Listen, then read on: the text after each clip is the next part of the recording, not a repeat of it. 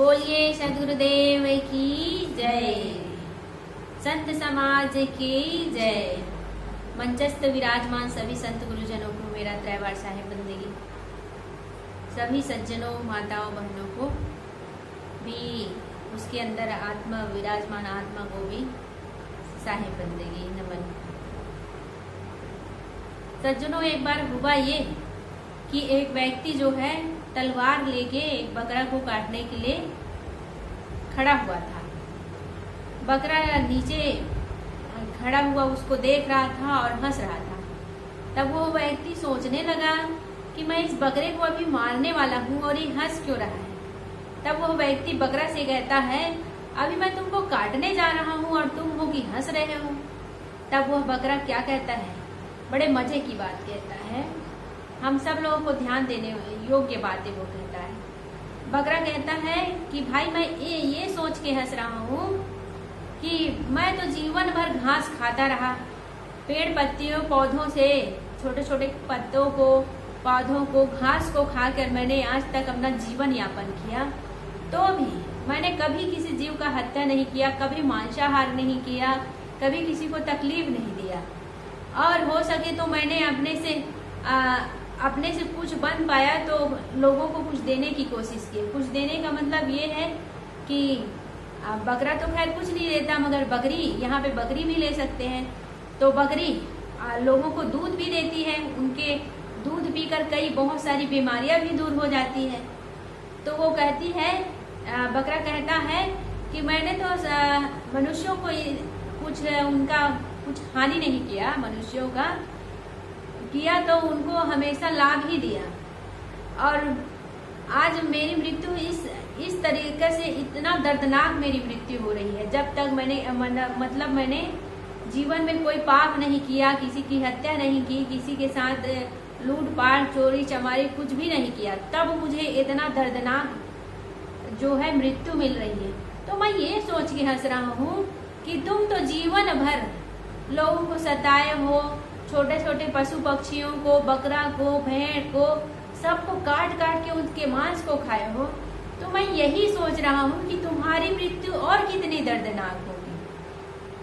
सज्जनों, वह एक मुर्गा और उस व्यक्ति की ही बात नहीं, ये सब लोगों की बात है। जो जो मांसाहार करते हैं उन सब लोगों के लिए मैं कहती हूँ। और वो बकरा कह के चला गया। मैं क्या कहती हूँ, वो बकरा कह के चला गया कि जो लोग भी मांस खाते हैं, मांसाहार करते हैं, उन सब लोगों को सावधान हो जाना चाहिए कि वो बकरा बेचारा जो घास खा के जीवन यापन किए, उनकी मृत्यु इतना दर्दनाक हुआ कि कसाई के पास जाके उनको तलवार से रेता गया, मारा गया।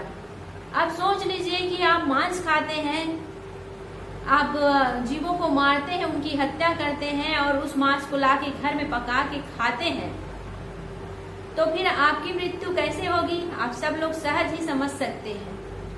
तो कहने का मेरा मतलब ये है कि मांस खाना छोड़िए। ये मांसाहार मनुष्यों के लिए नहीं है, ये मांसाहार उन पशुओं के लिए है जो केवल मांस का ही आहार करता है। और पशुओं के लिए तो खाने पीने की इतनी सारी वस्तुएं हैं, साग सब्जियां हैं, पौधे हैं, छोटे छोटे मूली के, गाजर के, मतलब कंद मूल फल, इतने सारे चीज हैं हमारे पास खाने के लिए। मगर फिर क्यों मांस में क्यों लोग झुकते हैं, क्यों मांस खाने के लिए लोग ललायित होते हैं, जीवों की हत्या करते हैं। सज्जनों, मैं आप लोगों से सिर्फ एक बात कहूंगी, अगर जीवन को अच्छी तरीके से जीना चाहते हो, अच्छे ढंग से जीना चाहते हो, तो जीव दया। सबसे पहली बात, दया का जो गुण है इसको अपने जीवन में उतारो। जीव दया आत्म पूजा, इससे कोई और नहीं दूजा। मतलब जीव पर दया कीजिए और आत्म की पूजा कीजिए। वही कोई भी छोटा जीव हो, उस पर हम उसके प्रति हमारे अंदर दया का भाव हो, जितना हो सके।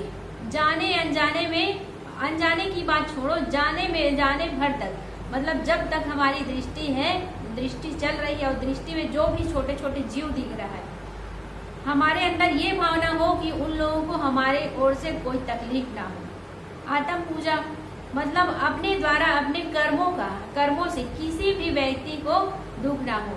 आत्मा की पूजा कीजिए, ना कोई मूर्ति, कोई देवी देवता की पूजा। काल्पनिक देवी देवताओं की पूजा करने के लिए हम तैयार होते हैं, मगर अपने ही सजाती मानव को हम मारने के लिए तुलते हैं। कितना आश्चर्य की बात है। हम मनुष्य जन्म लिए हैं, पर हमको इतना भी पता नहीं है कि क्या खाना चाहिए, क्या पीना चाहिए, कैसे हमारा व्यवहार होना चाहिए।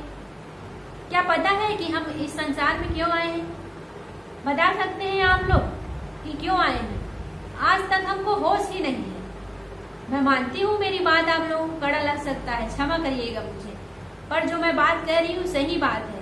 हम लोगों को आज तक इतना भी पता नहीं चल पाया है कि हम इस संसार में आए हैं तो क्यों आए हैं।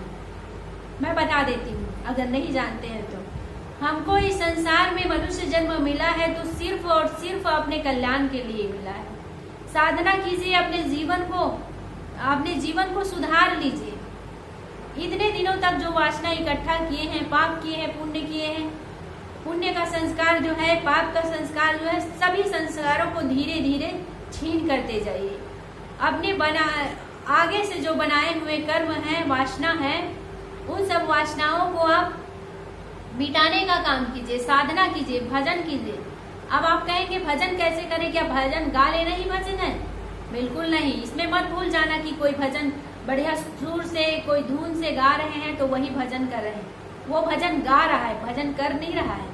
भजन करने का अर्थ है, कबीर साहब ने कहा है, मन की तरंग मार लो, बस हो गया भजन। अपने मन में जो तरंगे उठ रही हैं, विषय वासनाओं की, राग की, द्वेष की, किसी के प्रति हमारे मन में दुर्भावना है, दुर्वृत्तियां हैं, दुष्विचार हैं, इन सब विचारों को मार दो, मतलब इन सब को खत्म कर लो, तो यही हो गया भजन। हम हर वक्त अपने मन को देखें कि किसी के प्रति हमारे मन में कोई द्वेष तो नहीं उत्पन्न हो रहा है, किसी के प्रति हम ज्यादा तो आकर्षित नहीं हो रहे हैं, इसका मतलब हम उससे राग तो नहीं कर बैठे हैं। इन सब चीजों को हमको निरंतर ध्यान में रखना चाहिए और धीरे धीरे साधना करते करते अपने जीवन को कल्याण की ओर ले चलना चाहिए। मैं मानती हूँ कि एक लागे तो हमारा जीवन कल्याण की ओर नहीं जा सकता, किंतु हम अपने जीवन में जो गलत कार्य हैं, जो नहीं करना चाहिए, उन कार्यों को जो करने योग्य नहीं है, उन कर्मों को तो हम सुधार सकते हैं। उनको तो हम सुधार कर अच्छे कर्म कर सकते हैं, अच्छे संस्कारों की पूंजी तो इकट्ठा कर ही सकते हैं। रही बात कल्याण की, तो निरंतर लगे रहेंगे तो एक न दिन हम उस कल्याण पद तक जरूर पहुंच जाएंगे। कहते हैं ना, रसरी आवत जात है, सिर पर पड़त निशान। निरंतर कोई भी कार्य हम करते हैं ना, तो एक न एक दिन हमको सफलता जरूर प्राप्त होती है। तो इस बात को ध्यान रखिए।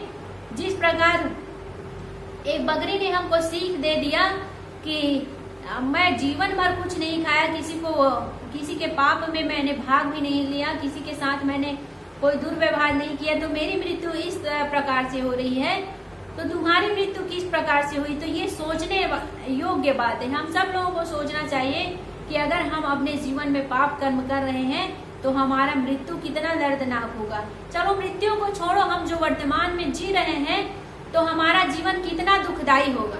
इन सब बातों को हम सब लोगों को ध्यान में रखते हुए ये सोचना चाहिए कि हम अपने जीवन को कैसे सुधारें। तो इसके लिए संत गुरुजनों के सानिध्य जाएं, संत गुरुजनों के किए हुए उपदेशों को अपने जीवन में आत्मसात करें, तभी हमारा जीवन सुधर सकता है। और निरंतर सुधारते सुधारते ही हम उस कल्याण पद तक हम अग्रसर हो सकते हैं। और ज्यादा न कहते हुए अपनी वाणी को यही विराम देती हूँ। अब आप सभी संत गुरुजनों को मेरा दरबार साहेब बंदगी, सभी भक्त जनों को मेरा नमन। साहेब बंदगी, साहेब बंदगी।